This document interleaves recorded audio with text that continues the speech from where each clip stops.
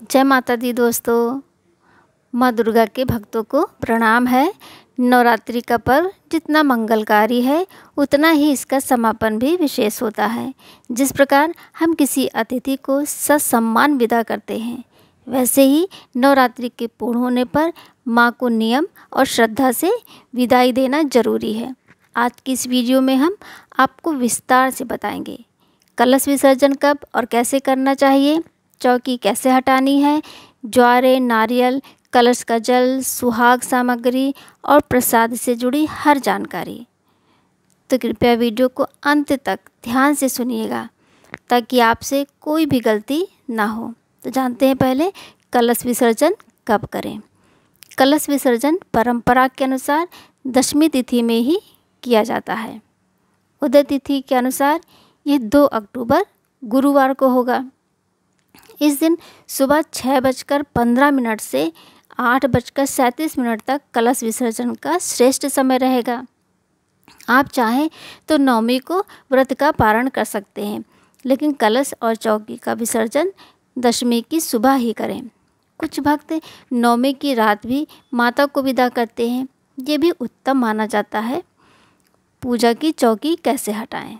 सबसे पहले स्नान कर माँ से क्षमा प्रार्थना करें, भोग और आरती अर्पित कर माता से प्रार्थना करें। हे माता, हमारे जीवन में सदैव कृपा बनाए रखना, हमारी अधूरी मनोकामनाएं पूर्ण करना। फिर धीरे धीरे चौकी की सभी सामग्रियां समर्पित करें। तीसरा है पूजन सामग्री का विसर्जन कहाँ करें। श्रेष्ठ है कि पूजन सामग्री पीपल, बरगद, आंवला जैसे पवित्र वृक्षों के नीचे रख दें।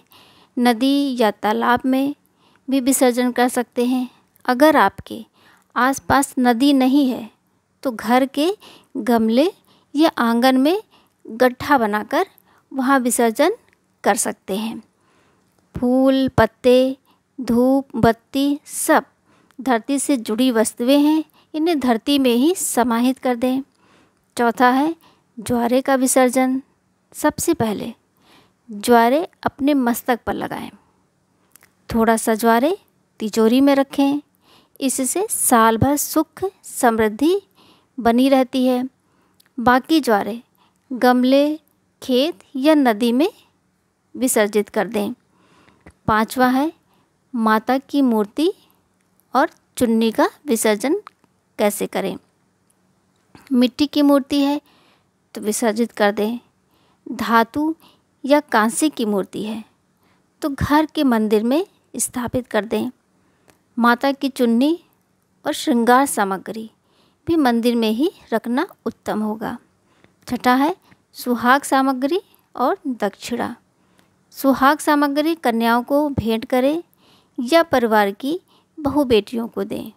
दक्षिणा का कुछ भाग कन्याओं को दें और थोड़ा सा भाग अपनी तिजोरी में रखें।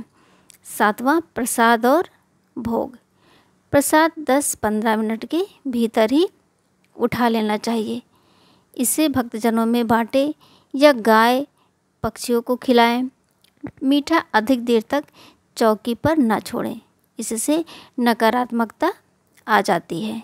आठवां हवन की राख का विसर्जन हम कैसे करें। थोड़ी सी राख मस्तक पर लगाएं, बाकी राख खेत, गमले या पौधों में डाल सकते हैं। नौवां है कलश का जल और नारियल कहाँ विसर्जित करें। कलश का जल पहले घर में और परिवार पर छिड़के, ये सुख समृद्धि का प्रतीक है। नारियल को आप कन्याओं में बांट सकते हैं या पेड़ के नीचे रख सकते हैं।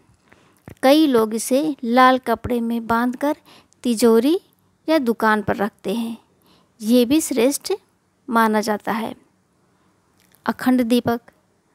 अखंड दीपक को बुझाएं नहीं, बस तेल डालना बंद कर दें।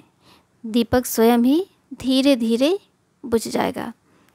अब इस अंतिम चरण में क्या होगा। चौकी हटाने के बाद उसी स्थान पर एक दीपक जलाएं। तुरंत झाड़ू पोछा न करें। यह पावन स्थान 9 दिनों तक दिव्य ऊर्जा से भरा होता है। तो भक्तों, इस तरह नवरात्रि के कलश विसर्जन की विधि पूर्ण होती है। ध्यान रहे, माँ दुर्गा की पूजा जितनी श्रद्धा से करें उतनी ही श्रद्धा से विदाई भी करें। माँ भगवती आपके परिवार में सुख, शांति और समृद्धि बनाए रखें। अगर ये जानकारी आपको उपयोगी लगी तो कृपया वीडियो को लाइक करें, शेयर करें और चैनल को सब्सक्राइब करना ना भूलें। आपका हर एक कमेंट हमें और भक्ति में वीडियो बनाने की प्रेरणा देता है। तब तक के लिए जय माता दी।